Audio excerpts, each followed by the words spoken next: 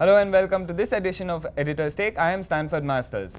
Now, the US is saying that countries like India and China cannot call themselves developing countries. To talk more about this, I have with me Gaurav Chaudhary.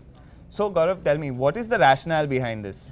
So what the US is trying to do is trying to add another aspect to the ongoing trade war, essentially between the US and China.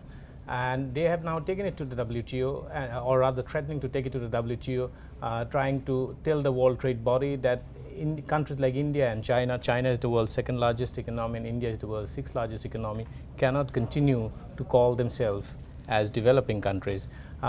Because if you categorize yourself as developing countries, there are certain benefits that comes along with it, and the US believes that these benefits by these countries, which are otherwise rich countries in every sense of the term, also actually distorts international trade in their favor and tilts the balance very heavily against countries like the US, which always have been maintaining that they are developed countries, and others should also follow suit. Okay, so how do you categorize a nation as a developing country, and what kind of benefits would this entail? So that's the trickiest bit of this entire debate. In the World Trade Organization, there is no standard definition of a developing country or a developed country. So it's up to the member nations like China and India to call themselves as developing countries, and the trade body accepts that definition. It's a self-declared thing.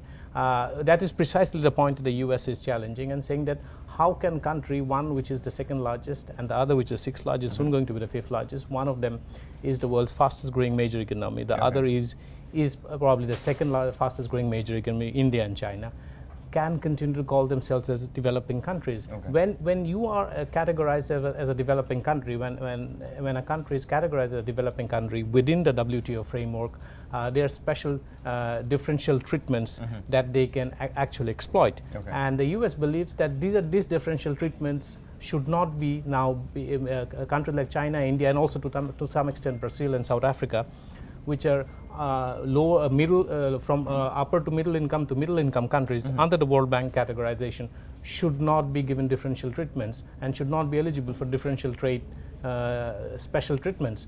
They say that this is something that should have been long overdone, and it is about time that an objective standard definition of a developing country categorization actually is brought about within the WTO framework.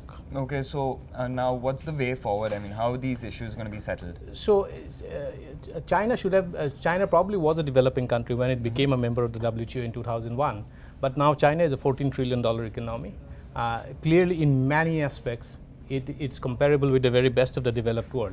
But having said that, if you go by one metric, say for instance per capita income, the Chinese per capita income is still far below the OECD average. Not to talk of India. Indian per capita income probably compares very, very poorly with the OECD average, which is the club of rich countries. So this probably is going to set the pace for a reform in rules within the WTO framework, and there could be one option where countries themselves say that they are developing countries so far as certain products categories are concerned, but developed otherwise. That is what South Africa has done. South Korea has done, and or countries can actually self-declare themselves as developed nation, which Taiwan has done.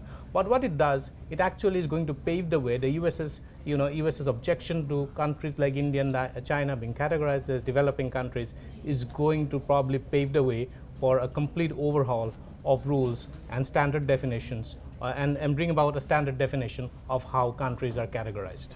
Okay, thank you, Gaurav. So there you have it. For more such views, news and updates, stay logged on to moneycontrol.com.